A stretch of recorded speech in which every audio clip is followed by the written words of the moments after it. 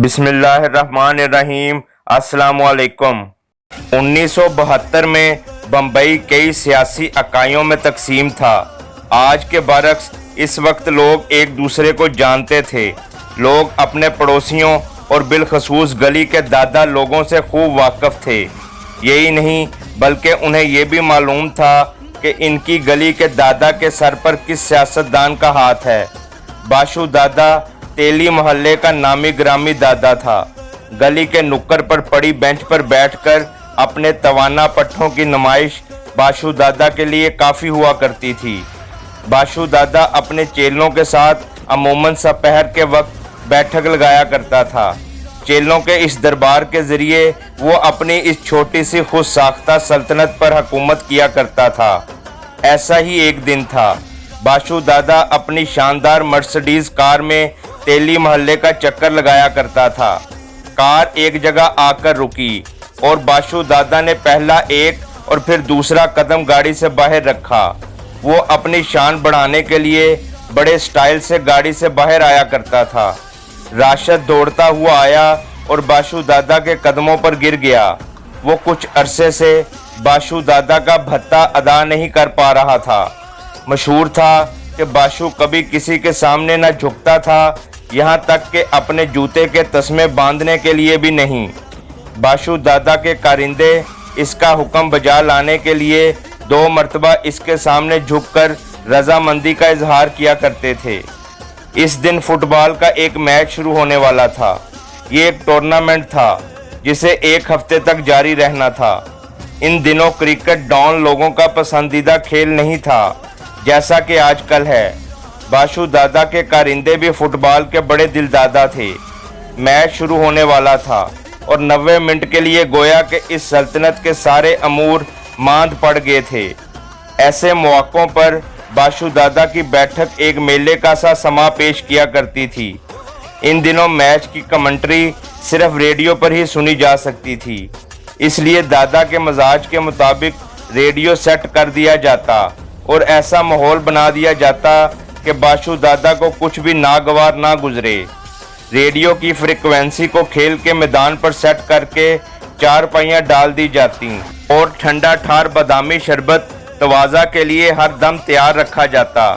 लेकिन आज मसला ये था कि इस तमाम जुनून से कबल इसे राशिद से निपटना पड़ गया था। वो अपनी भवें ऊपर और नीचे करके राशिद की सूरत में मसले की नज़ाकत का जायज़ा लेता रहा। महाराष्ट्र के इंतखाब करीब थे। उमर खड्डी का हल्का बाशू दादा का गढ़ था और बाशू दादा यहाँ किसी किस्म की गड़बड़ देखना नहीं चाहता था। अलबत्ता बाशू दादा को खतरे की घंटी बजती महसूस हो रही थी। दादा बिला आखिर राशिद बोला। राशिद की आवाज़ में कपाहट को महसूस करते हुए बाशू दादा ने अपने चेहरे पर ज़रा सी मुस्कुराहट को जगह दी और राशिद की जानिब देखा। राशिद ने कहा, दादा इलेक्शन आ रहे हैं। बाशू ने कमर सीधी की और चारपाई पर टेक लगाई थी कि राशिद ने बम गिरा दिया। मौलाना बहुत अकड़ी दिखा रहा है। राशिद की बात सुनते ही बाशू उठ बैठा। राशिद का इशारा मुस्लिम कम्युनिटी के इमाम मौलाना ज़ियाउद्दीन बुखारी की जानिब था। अब तक मौलाना साहब को बाशू दादा की मुकम्मल हमायत हासिल रही थी। बाशू दादा का सियासी असूल सीधा साधा था। इसके हल्के से इलेक्शन वही जीतता था जो कि इसे ज़्यादा से ज़्यादा पैसा और इज्जत देता था। वो अपनी चारपाई पर बैठकर गहरी सोच में गुम हो गया। थोड़ी देर के बाद बाशू ने बड़े ही जोशीले अंदाज से कहा, फिर मौलाना को हारना ही होगा। इसी महीने मौलाना ज़ियाउद्दीन रियासत महाराष्ट्र की कानून साज असम्बली के इंतखाबात मुस्लिम लीग के एक नुमाइंदे के हाथों हार गए। मौलाना को अंदाज़ा था कि ये सब किसका किया धरा था। मौलाना बाशू दादा से बहुत नाराज़ थे। बाशू दादा ने मुस्लिम लीग से अपना नुमाइंदा मुंतखब करने को कहा। मुस्लिम लीग ने नूर मोहम्मद को मुंतखब किया और बाशू दादा की हमायत से वो इलेक्शन जीतने में कामयाब हो गया। मौलाना अपनी खोई हुई अजमत हासिल करने के लिए मंसूबे बनाने लगे। एक दिन मौलाना एक अजीब तजवीज़ लेकर इब्राहिम कास्कर के घर गए। दुआ सलाम और इज़्ज़त के बाद मौलाना ने इब्राहिम भाई से अपने अज़ाइम का इजहार कर डाला। इब्राहिम भाई, एक ख्याल आया है मेरे जहन में। हमारे लड़के यूं ही दिन भर आवारा गर्दियों में मसरूफ़ रहते हैं, क्यों ना इनसे कुछ तामीरी काम लिया जाए। इब्राहिम भाई, जो कि अब तक सिर्फ सुन रहे थे, बोले, क्यों नहीं मौलाना साहब, बताइए वो ऐसा क्या कर सकते हैं। मौलाना साहब बोले, क्यों ना नौजवानों की एक अंजुमन बनाई जाए। इब्राहिम भाई बोले, क्यों नहीं मौलाना साहब, जैसा आप ठीक समझें। हमारी कौम के नौजवानों को सीधा रास्ता दिखाना आप बुजुर्गों की जिम्मेदारी है। मेरे बेटे तो आपकी खिदमत में हमेशा हाजिर हैं। मौलाना साहब बड़ी हंसी खुशी इब्राहिम भाई के घर से रवाना हुए। अब अपने मंसूबे के दूसरे हिस्से पर अमल करने की गर्ज से उन्होंने बम्बई हाई कोर्ट में इलेक्शन के नताइज को चैलेंज कर दिया। उन्होंने इल्ज़ाम लगाया कि इलेक्शन के नताइज में धांधली से काम लिया गया है। इब्राहिम भाई ने अपने बेटों को बुलाकर मौलाना के मंसूबे से आगाह किया। उन्होंने अपने बेटों से कहा, मौलाना साहब की तजवीज़ तो मुझे उम्मीद की किरण नज़र आती है। आप लोग इनकी जमात में शरीक होकर अपनी कौम की खिदमत में लग जाओ। सब नौजवान खुश थे कि अब ये लोग एक जगह जमा हो सकेंगे। चूँकि मंसूबे को इब्राहिम भाई की हमायत भी हासिल हो गई थी, इसलिए गली मोहल्ले के तमाम लोगों ने बखुशी अपने नौजवान पेश कर दिए। इसी मुनासबत से इस ग्रोह का नाम अंजुमन शबाब रखा गया। उन्होंने अपने काम का आगाज़ मुख्तलिफ मौक़े पर गली मोहल्ले को सजाने और रैलियां निकालने से किया। इसके बाद मौलाना साहब के मंसूबे को दीगर इलाकों में भी पजीराई मिलना शुरू हुई और अंजुमन में नौजवानों की तादाद कई गुना बढ़ गई। ताहम इसी दौरान मौलाना को एक धचका लगा कि बम्बई हाई कोर्ट ने इनकी अपील मुस्तरद कर दी। मौलाना अपनी अपील सुप्रीम कोर्ट ले गए, लेकिन नतीजा वही बरामद हुआ। मायूसी की हालत में मौलाना अवामी ज़िंदगी से किनारा कश होते चले गए और बिला आखिर अंजुमन शबाब पर से भी इनका हाथ उठता चला गया। अंजुमन शबाब की शोहरत और ताकत को देखकर नौजवान दाऊद इब्राहिम के जहन ने किसी और जानिब करवट ली। इसने सोचा कि जमाशुदा नौजवानों को अपने काबू में करने और लीडरी दिखाने का ये सुनहरी मौका था। इस तरह पखमोडिया और मुसाफर खाने ने एक लीडर खोया तो दूसरा पाया। अब गली के नुक्कड़ पर बोर्ड लगा था, अंजुमन शबाब ज़ेरे रहनुमाई दाऊद इब्राहिम कासकर। दाऊद अपनी मोटरसाइकिल पर नागपाड़ा में कैडी कंपनी की एक ऊंची सी इमारत के करीब से गुजर रहा था कि करीम सदीक का भतीजा दौड़ता हुआ इसकी जानिब आया। ये दाऊद का करीबी साथी था और जख्मों से चूर था। इसने दाऊद को रोका और कहने लगा, हामिद ने फिर मेरी पिटाई की है दाऊद भाई। दाऊद गुस्से में लाल हो गया। हामिद और मजीद नामी दो भाई हर अंदाज से इसे तंग करने की कोशिश कर रहे थे। ये दोनों बाशु दादा के कारिंदे थे। हामिद भूरे बालों वाला एक नौजवान था जो समझता था कि जिसके साथ जो चाहे कर सकता है, और मजीद डोंगरी की गलियों में नशा करके घूमता रहता था।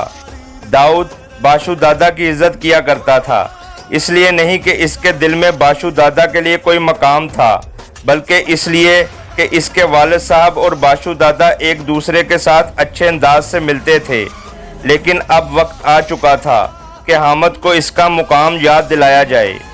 दाऊद ने सदीक से कहा कि इसके पीछे बैठ जाए और दोनों हामिद के घर की जानिब चल दिए। जब दाऊद ने हामिद को देखा तो खुद पर काबू ना रख पाया। दाऊद ने हामिद को गालियां दी और कहने लगा, तू समझता है कि बम्बई का दादा हो गया है। हामिद बोला, नहीं दाऊद भाई, कुछ गलत फहमी पड़ गई क्या। दाऊद बोला, एक बात सुन ले, बाशु दादा का मुंह देखकर मैंने तुझे बख्श दिया, वरना तेरा कीमा बनाकर रख देता। हामिद ने दाऊद की आंखों में अपनी मौत देखी थी। इसे अंदाज़ा था कि इसके नाम के साथ अगर बाशु दादा का नाम ना होता तो आज वो मारा गया था। गुस्से में भरा दाऊद वहां से रवाना हो गया। हामिद ने मामले की नज़ाकत पर गौर फिक्र शुरू कर दिया। इसे अंदाज़ा था कि ये बात बाशु दादा तक ज़रूर पहुंचेगी, तो क्यों ना वो खुद ही ये बात बाशु दादा तक पहुंचा दे। इसलिए ये तमाम बातें जहन में लेकर वो बाशु दादा के दरबार में पहुंचा। बाशु दादा टूर्नामेंट के बाकी मानदा मैचों से लुत्फ अंदोज हो रहा था। वो पहले ही मौलाना के रवैये से तंग था और हामिद भी इसके लिए सरदर्द बनकर आया था। हामिद ने आते ही कहा, दादा, दाऊद ने आपको माँ बहन की गाली दी है। बाशु दादा को ये बात हजम न हुई कि कोई इसे गाली भी दे सकता है। वो गुस्से से चारपाई से उठ खड़ा हुआ। इसने इब्राहिम, रहीम और साबर को अपनी बैठक में बुलवा भेजा। इसके फुटबॉल मैच का तो बेड़ा गर्क हो गया था। इब्राहिम, रहीम और साबर, जो कि अभी लड़का था, एक लाइन में खड़े हो गए। इनके चारों अतराफ बाशु दादा के गुंडे खड़े थे। इंतहाई गुस्से के आलम में गरजते हुए बाशु बोला, दाऊद ने मुझे माँ बहन की गाली दी है। इब्राहिम, संभालो अपने छोकरे को। रहीम बोला, लड़के से गलती हो गई होगी, माफ कर दीजिए। गलती? डॉन धाड़ धाड़ कर बोलने लगा। साबर से मुखातब होते हुए बाशु बोला, जब तुम्हारे बाप के पास तुम लोगों को खिलाने के लिए पैसे भी नहीं थे तो मैंने तुम्हें सहारा दिया था, और अब तुम लोग इसी थाली को गाली देते हो। तुम लोगों ने मेरे एहसानों का ये सिला दिया, इस तरह नमक हरामी करके। बाशु दादा ने अपने हाथ के इशारे से इनसे कहा, दफा हो जाओ यहाँ से। इब्राहिम और साबर तो इतनी बेइज्जती के बाद वहाँ खड़े ना हो सकते थे, लेकिन रहीम वहीं खड़ा रहा। लफ्ज़ एहसान और नमक हरामी बाप बेटे के कानों में गूंजते रहे। रहीम ने कहा, आपको इस छोटे लड़के से इस तरह बात नहीं करनी चाहिए थी दादा। बाशु ने इंतहाई गुस्से के आलम में कहा, छोटा लड़का, इसके छोटे भाई ने मेरी माँ बहन का नाम अपनी गंदी जुबान से लिया और मैं क्या तमाशा देखता रहूं? नहीं रहीम। साबर घर वापस आकर रोने लगा। ये बात तो सबको मालूम थी कि इब्राहिम भाई के खानदान ने फाका कशी तक की है, लेकिन इस तरह कभी किसी ने उन्हें सरेआम रुसवा नहीं किया था। बाशु का इस तरह इसके बाप को रुसवा करना साबर से बर्दाश्त न हुआ। इब्राहिम भाई बजाते खुद सबर की तस्वीर बना बैठा था। दाऊद को साबर की जुबानी सारी दास्तान का पता चला तो इसका खून खोलने लगा। दाऊद को किसी भी कीमत पर अपने बाप और भाई की इस अंदाज से बेइज्जती बर्दाश्त नहीं हो पा रही थी। दाऊद ने कसम खाई कि वो बाशु दादा की सल्तनत और गरूर को मिट्टी में मिलाकर ही दम लेगा। जारी है।